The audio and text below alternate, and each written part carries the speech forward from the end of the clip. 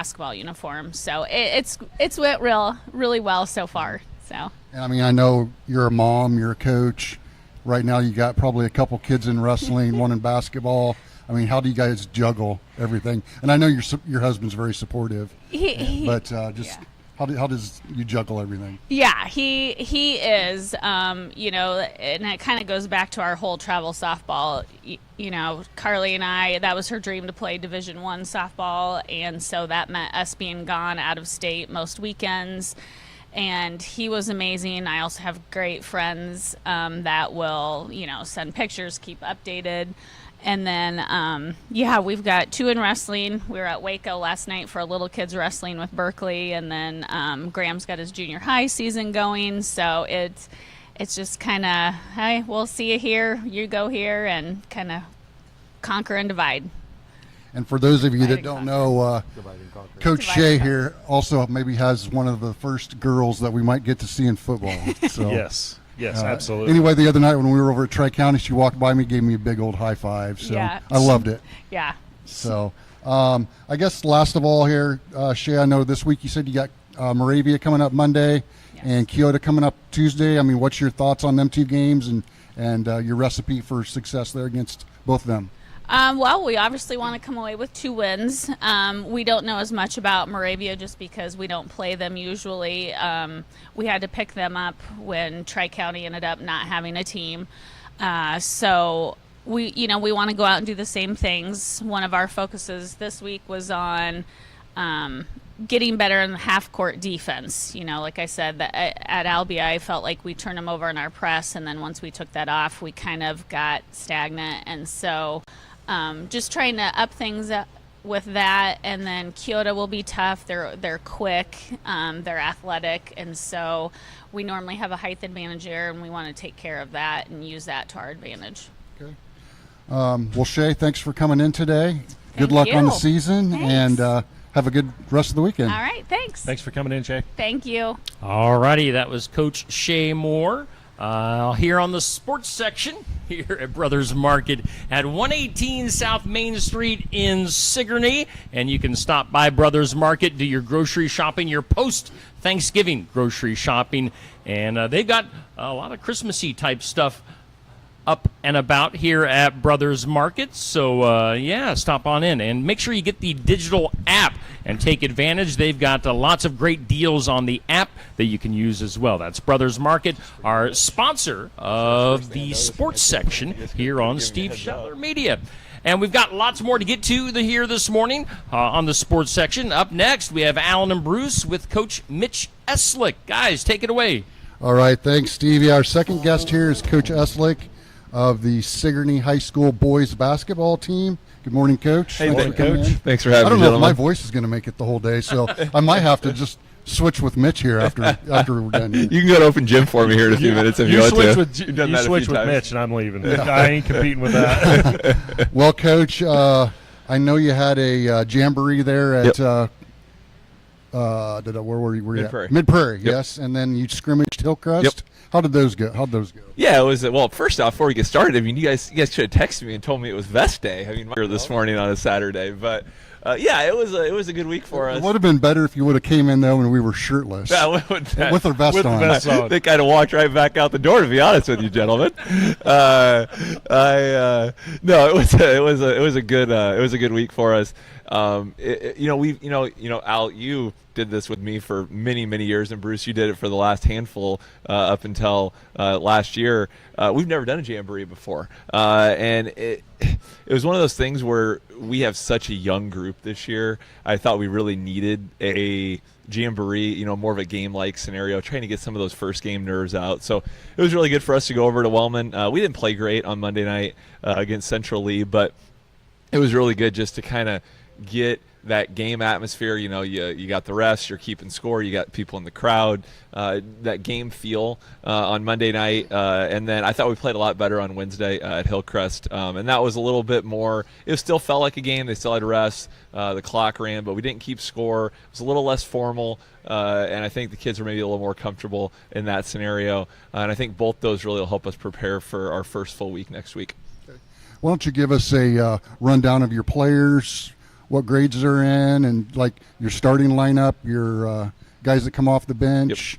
Yeah, we've got 20 guys total right now on the team. We took 10 guys with us to Mid Prairie on Monday night. That was varsity only. We actually have no seniors. Never had that before as a coach. A little weird. Kind of always look into those seniors for leadership, and we don't have any of those this year. We've got 6 juniors that are out right now. Isaac Bruns, Kane Weber, Caden Clarahan, Dylan Weber, Cole McKay, and Kayla Rourke. Those are our 6 juniors. We dressed 3 sophomores on Monday night, John Berg, Braden Wood, and Solon Yates, and then 1 freshman, Ike Molnex. And then we've got a handful of other freshmen and sophomores that are our JV guys to start the year.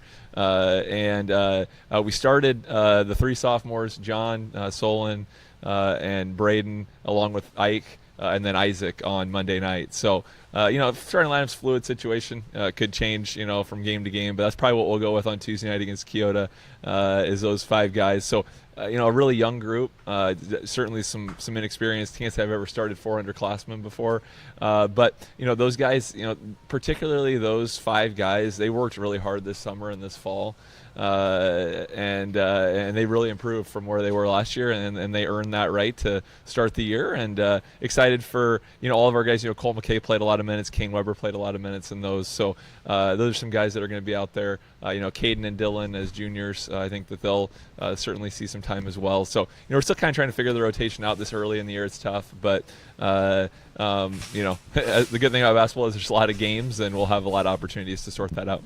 I guess the one positive thing there that you can look at with no seniors, I was talking to Coach Trimmel there the other night, and he said at least we got everybody coming back. So Yep. Even if it's a little, a bit of a learning curve this year, next year really you got something to look forward to. So yeah, for sure. I mean, and then it's going to be a learning experience year for us. Just with you look at the guys we had. Isaac obviously had a phenomenal year last year as a sophomore, led us in basically every statistical category. And Solon had a really good freshman year. But other than those 2 guys, we really didn't have a lot of guys out there that were playing a lot. We relied on our 4 senior starters a lot last year as well. They played a lot of minutes. So getting that, kind of being a little bit of that learning curve early, I think this team will improve a lot as the year goes on. And like you said, you can look them in the eye and say, hey guys, next year this exact same team can come back, and so that's a very rare situation, and something that I've never had, and something that I think will be a positive for our program as a whole. One thing I want to know, I know this is our what? We can stop them. They have to shoot it in 35 seconds, and then try to go down and score. And it just, that end of the game scenarios change a lot with the shot. Offensively, the way that we want to play, we want kids to have the freedom to shoot. So we don't get down in the shot clock very often. Normally someone shot, my philosophy's kind of always been at the high school level, shoot it before you turn it over, because, that seems like that happens a lot, So, we've never wanted to play that way where we hold the ball and we're real patient. We've wanted to get shots up. So I don't think it's really changed the game a whole lot in the first 3 quarters, but it certainly has changed the game at the end of the game. Just,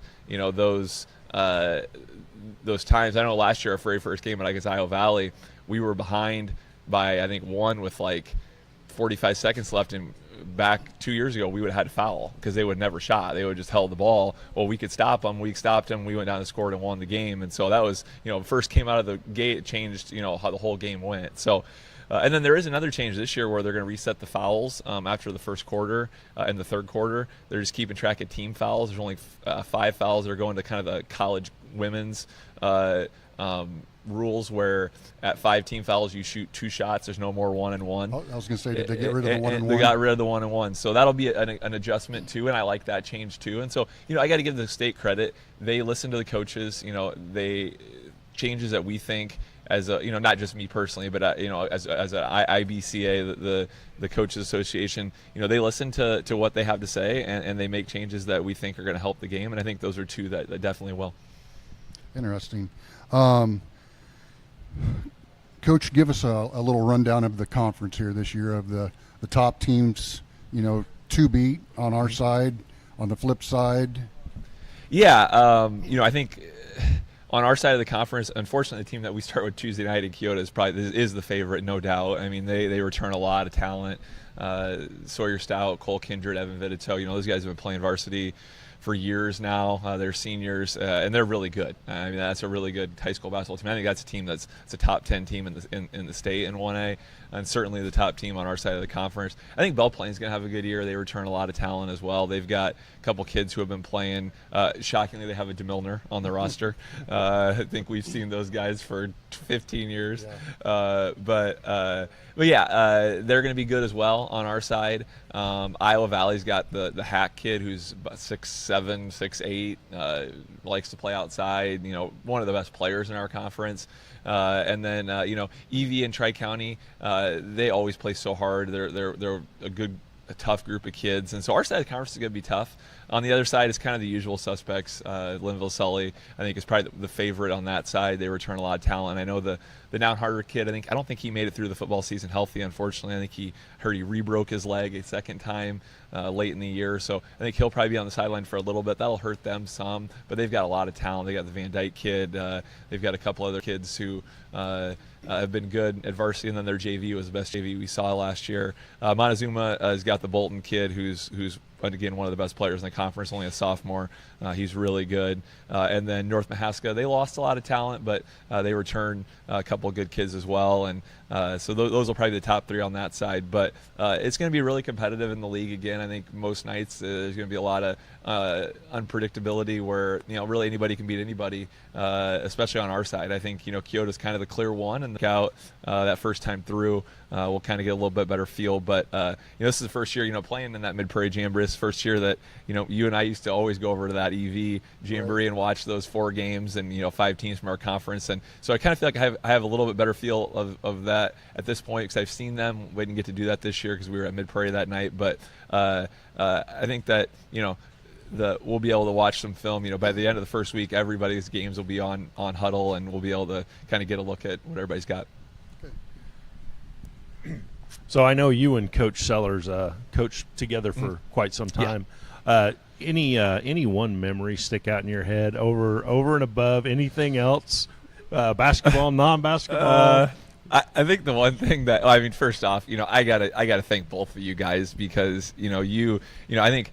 Actually, it's funny. Right here at Brothers, about 12 years ago, we were walking in together, and I wish we did. As I laughed, as you laughed, and for somehow, some way, you put up with me for that long, and then we were lucky enough to get Bruce Top on board for a handful of years as well, and it was just a ton of fun. And Coach Trumley, you mentioned Coach Trumley, he's done a great job stepping in for you guys, but we certainly do miss both of you guys. Just the amount of fun that we had. There's probably too many memories, but certainly the scouting road trips were some of the funnest. The night at Melcher Dallas was one that I will never forget. Yeah, I know you probably feel the same way, Al. That was an all-time classic, but I think just the amount of fun that we had, and as great as Huddle is, and you guys watch a lot of Huddle, I know, during football and basketball as well. As great as it is, it takes away those road trips, which is nice because it saves you a night of driving to Melcher, Dallas, or to Moravia or wherever. But those memories are pretty great, and that would probably be the number one thing with Al is just the memories, and then the postseason banquet every year. I mean the stuff that he came up with, I still just shake my head about. I brought the wrestling poster and showed Steve a few weeks ago. One of many. I still got the bobblehead sitting on my desk. I still got the bobblehead at my desk in my office too. Well, last of all here, Coach. I know you got Kyoto coming up Tuesday. Just kind of what's your little recipe for success? To be able to go into that game and compete with a highly ranked team. Yeah, it's. I think the number one thing with Kyoto is you got to handle their pressure. They throw all kinds of different defenses at you. They'll press you. They'll half court trap you. If you can take care of the ball against them, I think you can get some good shots. And then, we got to, Vidito is a tough matchup for us inside. I mean, he's strong, he's physical, he finishes around the rim, he's a really smart player. We're going to have to, team rebound. We're going to have to try to, make life difficult on him inside. And then, at the end of the day, we got to hope they don't shoot the ball well. If they come out and they make 10, 11, 12 threes, it's one of those nights where it's going to be tough sailing for us. But it's a tough first game, but at the same time, it's going to really be a barometer to where are we right now. And we're going to know right away on Tuesday night. okay, where are we in the conference? Where are we in, really in the entire state? Because if we can compete and play with a team like that, we're in great shape. And if we can't, then it shows us, what we have to work on. And then we've got Tri-County Friday night. And so it's two really competitive, tough teams that we're going to have to start with in the season. Okay. Last of all here, Steve, I didn't want to disappoint Coach Eslick because I went through 11 years of banquets with him. So Coach Eslick is Sigourney's bachelor, number one bachelor.